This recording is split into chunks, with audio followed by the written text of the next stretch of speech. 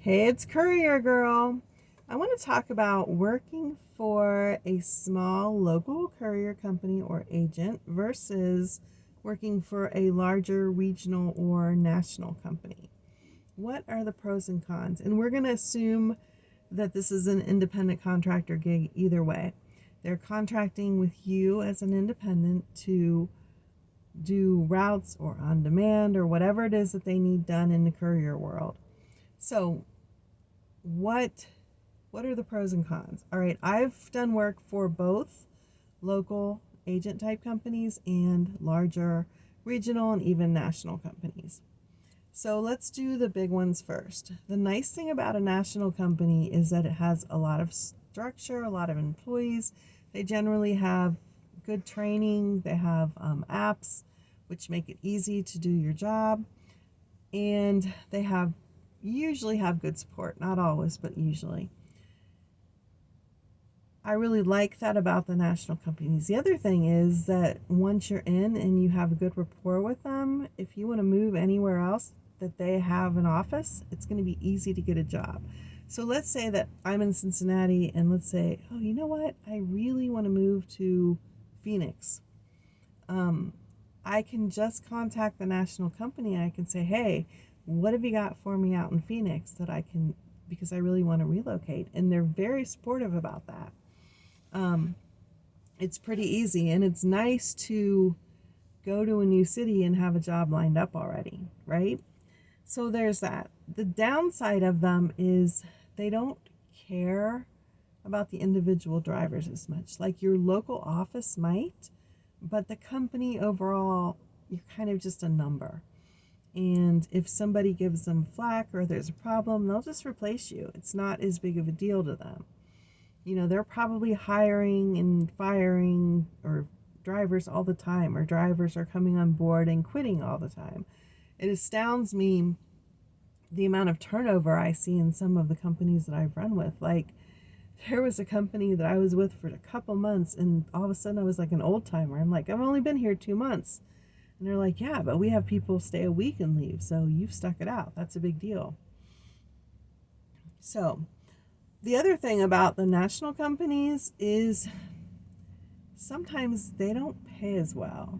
Sometimes they do. Sometimes they're amazing, but sometimes they don't because they figure drivers are kind of a revolving door. So they're going to offer what they offer, and you either take it or leave it. So you don't always have the negotiating power with national companies. And the other thing is that they have a scale. Like, if you're doing the same job as this person, as this person, as this person, they're not going to pay everybody a different amount because people tend to find that out and they tend to get mad about it. All right, so working for a smaller company, a local company, or like an agency that contracts with these larger companies.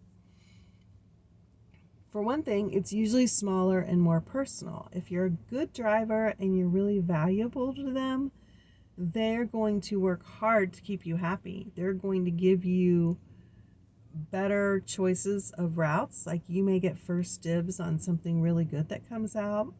You can talk to the owner. In a national company, you're probably not even going to know who the owner is, but in a small local company, you can talk to the owner. A lot of times they really appreciate if you are a person who is, wants the company to grow as well, and you are willing to support that effort on their part. They like that. And sometimes they even pay better. And this is kind of paradoxical almost, but they may have a contract with, this national company, but you may actually get paid better working through the smaller company. And you think, well, the national company pays this much, and then the local company has to take a cut, so it would seem like you were getting not as much. But sometimes if the national company is negotiating with an agent who's going to provide them with 50 drivers, there's a little bit more negotiating and back and forth going on. So I have seen instances where people have actually made more working for the local company. The downside of the local company is sometimes if you need to be off, it's harder for them to find somebody to cover your route.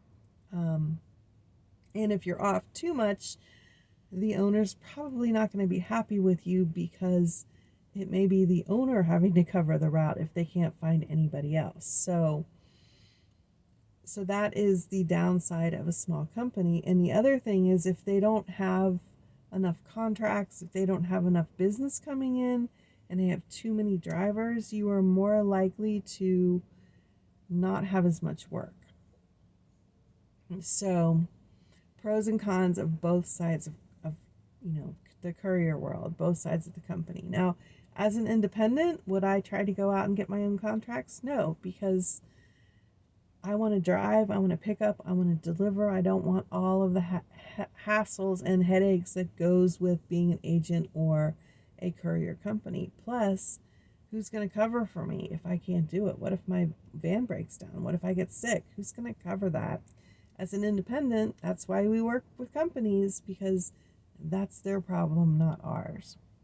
So that's it. I just wanted to talk about these different levels of courier companies, and we talked about that in another video, but talk about the pros and cons of working with the agents, smaller local companies versus the larger regional or national companies. I hope that makes sense. If not, let me know in the comments and I will try to clarify it more. Peace out, and I will see you on the road.